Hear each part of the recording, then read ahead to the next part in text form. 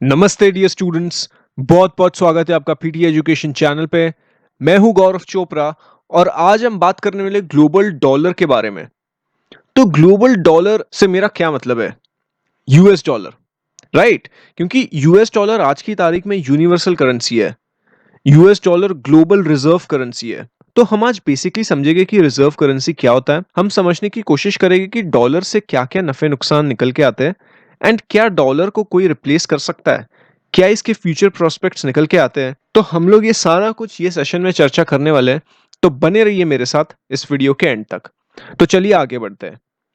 तो सबसे पहले आइए समझते हैं कि डॉलर की हिस्ट्री, कि डॉलर का डोमिनेंस कैसे दुनिया में उत्पन्न हुआ एंड इवेंचुअली वो कैसे ग्लोबल रिजर्व करेंसी बना। सो ये समझने से पहले हम रिजर्व करेंसी का कॉन्सेप्ट समझ लेते हैं कि रिजर्व करेंसी होता क्या है। What do we exactly mean by reserve currency? तो रिजर्व करेंसी का मतलब होता है कि जैसे हम लोग जो कॉमन पीपल रहते हैं, हम लोग अपना पैसा तिजोरी में रखते हैं, है ना? अगर कोई भी इमरजेंसी आ जाए तो हम उस तिजोरी से पैसा निकाल देते हैं एंड उसे यूज करके उस कठिनाई से निकल जाते हैं, राइट? सो ऐसा ही कुछ डॉलर करेंसी करता है। दुनिया भर की सेंट्रल बैंक्स अपने तिजोरी में ये रिजर्व्स रखती है। सेंट्रल बैंक्स बाकी के फॉरेन एक्सचेंज करेंसी भी अपने तिजोरी में रखती है, लेकिन डॉलर अपने रिजर्व्स में सबसे ज्यादा रखती है। तो central banks foreign exchange currencies अपने रिजर्व्स में क्यों रखती है? There are a number of reasons to it. कल को से अगर सपोज कोई इकोनॉमिक शॉक आ जाए, इकोनॉमी में दिक्कत आ जाए, तो उसे झेलने की ताकत रखने के लिए, उसे एक तरीके से खत्म करने के लिए ये रिजर्व करेंसीज अपने पास सेंट्रल बैंक रखती है एंड उसे यूज कर लेती है। या शायद उस कंट्री के इंपोर्ट्स का पैसा कवर करना हो तो ये ऐसी रिजर्व करेंसीज बहुत काम आती है। और for that matter the country would want to pay its interest payments on its loans, यानी टू सर्विस इट्स डेट। और it could be moderating its own currency, यानी फॉरेन एक्सचेंज रिजर्व से वो खुद की करेंसी की स्टेबिलिटी कंट्रोल कर पाए ताकि मार्केट में कुछ इतना बड़ा फ्लक्चुएशन आए नहीं। इसीलिए फॉरेन एक्सचेंज रिजर्व्स दुनिया भर की सेंट्रल बैंक्स अपने पास रखती है। स्पेसिफिकली अगर हम डॉलर की बात करें तो दुनिया भर के मुल्क डॉलर को अपने रिजर्व्स में रखना चाहते ही है, ताकि कल को अगर मुझे इन सभी दिक्कतों का सामना करना पड़े तो मेरे पास दुनिया के सबसे ताकतवर करेंसी है एंड उससे फिर मैं ये सभी चीजें से बाहर निकल सकता हूं, इन सभी चीजों को मैं ठीक कर सकता हूं। बात समझे? मोर ओवर दुनिया में जितने भी कंट्रीज है उन सभी के सेंट्रल बैंक्स अपनी डोमेस्टिक करेंसी की स्टेबिलिटी को स्टेबल करने के लिए वो डॉलर की बाइंग और सेलिंग कर सकते हैं। अब अगर वो डॉलर खरीदते हैं अपनी डोमेस्टिक करेंसी से, यानी डॉलर की डिमांड बढ़ती है, क्योंकि कोई तो डॉलर खरीद रहा है मार्केट में, है ना? सो इस केस में सेंट्रल बैंक खरीद रहा है, तो इससे फिर डोमेस्टिक करेंसी का सप्लाई बढ़ता है। एंड अगर डोमेस्टिक करेंसी का सप्लाई बढ़ रहा है तो वो करेंसी की वैल्यू कम ही होगी, है ना? Basic economics. सप्लाई ज्यादा होगा तो प्राइस घटेगा, डिमांड ज्यादा होगा किसी भी चीज का तो प्राइस उसका बढ़ेगा। सेम चीज यहाँ पे हो रहा है। इसीलिए इस केस में डोमेस्टिक करेंसी की वैल्यू डिप्रिशिएट होती है। एंड अगर सपोज करेंसी को अप्रिशिएट करना है तो डोमेस्टिक करेंसी की डिमांड बढ़नी चाहिए। फिर सेंट्रल बैंक को आगे आके लोकल करेंसी खरीदना पड़ेगा, उसकी डोमेस्टिक करेंसी खरीदना पड़ेगा in exchange of dollar, so that it's local currency would actually appreciate. Now, central banks often hold currencies in the form of government securities. It could be in the form of bonds, US treasury bonds. यानी आप US government को loan दे रहे हो and वो आपको in return interest देगी। So US treasury market अब तक का सबसे बड़ा और सबसे लिक्विड मार्केट है। लिक्विड मतलब तुम अपना पैसा कभी भी उस बॉन्ड से निकाल सकते हो। The ability to turn an asset into cash at a reasonable time at a reasonable price. And जो इंटरनेशनल मॉनेटरी सिस्टम है IMF, उसने कुल मिलाकर 8 करेंसीज को as a reserve currency recognize किया है। The first one is Australian dollar, then we have British pound sterling, फिर Canadian dollar आता है, देन चाइनीज रेनमिनबी आता है, then we have euro, Japanese yen, Switzerland का Swiss franc and ultimately US dollar. So dollar की history कुछ अटपटी and interesting रही है। डॉलर करेंसी का ग्लोबल रिजर्व करेंसी की ओर बनने का सबसे पहला स्टेप 1944 का ब्रेटन वुड्स कॉन्फ्रेंस था, जहां पे टोटल 44 कंट्रीज की अनुमति से वर्ल्ड बैंक एंड IMF बना। तो यहाँ पे बेसिकली सभी कंट्रीज के करेंसी को डॉलर के साथ पैक कर दिया गया, यानी डॉलर के साथ एक फिक्स्ड एक्सचेंज रेट पक्का कर लिया। जैसे $1 वुड बी 35 रुपीज। तो ये कैसे उन्होंने डिसाइड किया? ये 35 वाला फिगर कैसे आया, हवा में तो आया नहीं होगा। So this was decided on the basis of the amount of gold reserves each country had at that point in time. तो यूएस के पास सबसे ज्यादा गोल्ड रिजर्व्स था ऑन रिलेटिव टर्म्स। करीब 66% गोल्ड रिजर्व्स का सप्लाई यूएस के control में ही था। तो डॉलर का डोमिनेंस यही से शुरू हुआ था। एंड याद रखिए ये सभी कंट्रीज ने फिक्स्ड एक्सचेंज रेट अपनाया था, इसमें फ्लक्चुएशंस नहीं हो रहे थे। मतलब exchange rate is determined by the governments and not by the demand and supply mechanisms. And more over dollar का कन्वर्ट गोल्ड में उस वक्त $35 पर आउंस डिसाइड किया गया था। So all of these things were done in order to avoid this phenomenon called as beggar thy neighbour. तो क्या होता है बेगर दाय नेबर? इसका मतलब होता है कि कोई भी एक कंट्री दूसरे कंट्री को नीचे गिरा के खुद तरक्की कर रही है। से फॉर एग्जांपल चाइना को अपने एक्सपोर्ट्स बढ़ाने हैं तो वो जानकर अपनी करेंसी डिवैल्यू करेगा यूएस डॉलर के सामने, बट फिर यूएस के एक्सपोर्ट्स महंगे बन जाते हैं इसके चलते, है ना? बिकॉज अगर डॉलर स्ट्रांग होगा तो डॉलर ओरिजिन चीजें भी तो महंगी बनेगी। सो पर्पस यही था कि ये बेगर दैन नेबर का फिनोमिनन अवॉइड किया जाए। But things really didn't go well. अब US did not have enough gold to cover the dollar in circulation, क्योंकि दुनिया की सभी कंट्रीज डॉलर में ही ट्रेड करना चालू कर दी थी। तो जितनी भी डॉलर की करेंसी सर्कुलेशन में थी वो बहुत ज्यादा हो रही थी, in excess of gold reserves which America itself had at that point in time.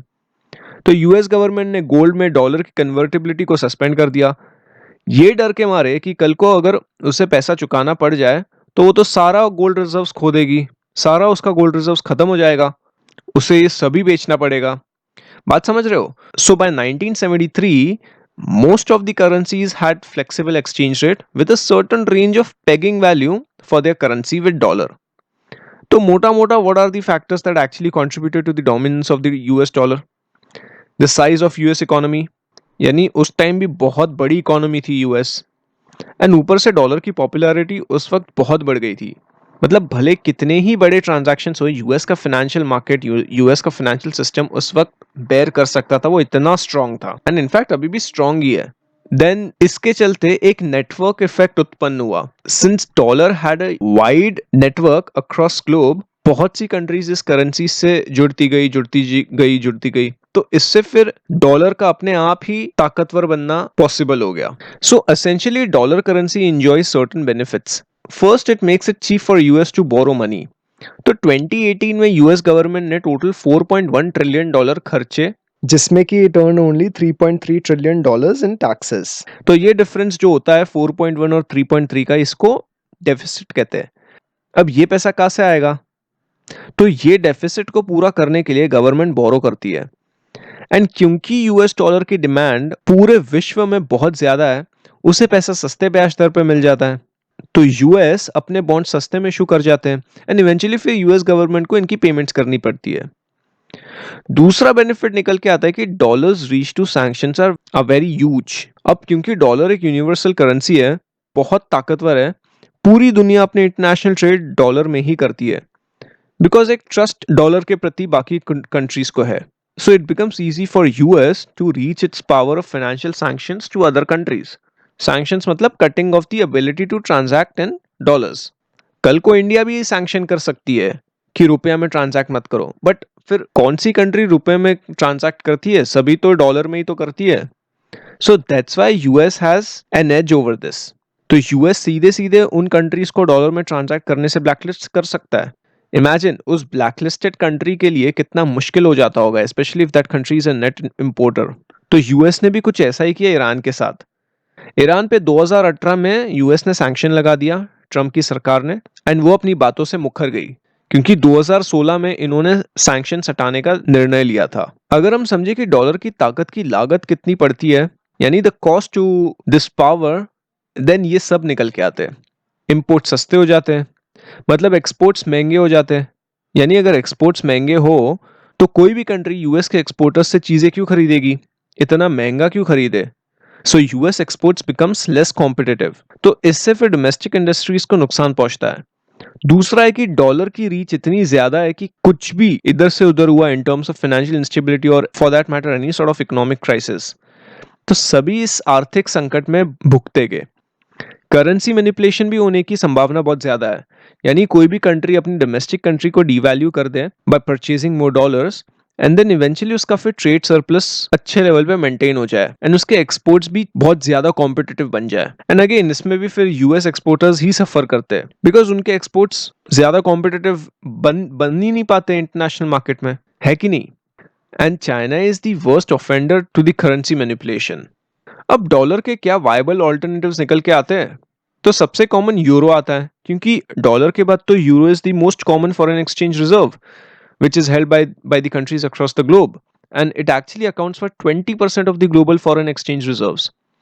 Europe की इकोनॉमी यूएस से बड़ी है, टोटल यूरोप की एक्सपोर्ट्स भी ज्यादा है, ठीक है, एंड एक स्ट्रॉन्ग यूरोपियन सेंट्रल बैंक भी है। तो दिक्कत क्या है फिर? Why can't euro be an alternative to dollar? The reason is the lack of a common treasury and a unified European bond market, which actually limits its attractiveness as a reserve currency. यानी हर country का अपना bond market है, हर country की जो economy है उसका revenue system अलग है, एक्सपोर्ट्स एंड इंपोर्ट्स अलग होते हैं, तो इसमें बहुत कॉम्प्लिकेशंस आके निकलते हैं। दूसरा है चाइनीज रेनमिनबी। चाइना का रेनमिनबी उतने बड़े लेवल पर ट्रांजैक्शन होता नहीं है। Moreover renminbi as a reserve currency बस 2% of the total global reserves है। So it's too soon to take up renminbi as an alternative to dollar. तीसरा ऑप्शन निकल के आता है एसजीआरस। एसजीआरस मतलब स्पेशल ड्रॉइंग राइट्स। तो basically SGRs की वैल्यू 5 करेंसीज पे बेस्ड है, euro, pound, renminbi, US dollar and येन। लेकिन इसमें प्रॉब्लम ये निकल के आता है कि इसका मार्केट ही नहीं है, यानी प्राइवेट ट्रांजैक्शंस में ये यूज नहीं किया जा सकता अभी तक। डॉलर जैसे इतना बड़ा एसजीआरस का डेट मार्केट नहीं है, एंड ऊपर से यूएस के वोटिंग राइट्स इसमें सबसे ज्यादा है, तो एक तरफा ही हो जाता है। यूरोप को भी एसडीआर के सप्लाई का कंट्रोल करने के लिए एम्पावर करना चाहिए, जो कि नियर टर्म में बहुत मुश्किल दिख रहा है। Last is crypto currencies. क्योंकि ये लिमिटेड है इसलिए शायद डॉलर का ऑल्टरनेटिव बन सकते हैं, लेकिन इसकी लिमिटेशन ये निकल के आती है कि ये प्रिंट नहीं किया जा सकता। तो जब इकोनॉमिक क्राइसिस होगा तो कंट्री वो क्राइसिस से निकलेगी कैसे? क्राइसिस में तो प्रिंट करके निकल सकती है, but you can't print a crypto currency, right? And ऊपर से क्रिप्टो करेंसी की वोलेटिलिटी को लेकर भी एक्सपर्ट्स ने बहुत ज्यादा कंसर्न जताया है। So this does not look as a viable option. तो मोटा मोटा डॉलर और कुछ टाइम तक रहेगा यहाँ पे, ये तो पक्की बात है। ये दुनिया पे तो ये डोमिनेट करने वाला है। अगर डॉलर अपनी पावर से दूसरों को एक्सप्लॉइट करेगा ऑन रेगुलर बेसिस, तो it would actually lose its hegemony. मतलब जैसे वो ईरान पे सैंक्शंस लगा रहा है ट्रम्प के आने के बाद, तो उसका मतलब है कि अमेरिका अपनी जबान से पीछे हट रहा है, बिकॉज 2016 में तो सैंक्शंस हटाने की बात की गई थी ना, तो फिर क्यों लगा दिए?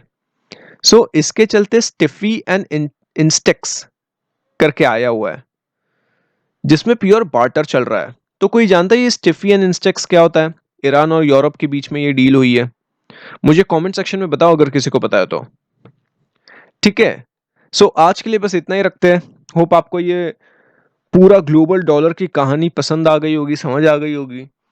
If you like this video make sure you hit that like button, share this video with your like minded friends, colleagues, और अगर आपका कोई सवाल या सुझाव हो तो उसे कमेंट सेक्शन में जरूर लिख दीजिए। We now come to an end to this session. Here are some useful resources for you from PD family. Make use of these. उम्मीद करता हूँ ये सेशन आपको पसंद आया होगा। नमस्ते, जय हिंद।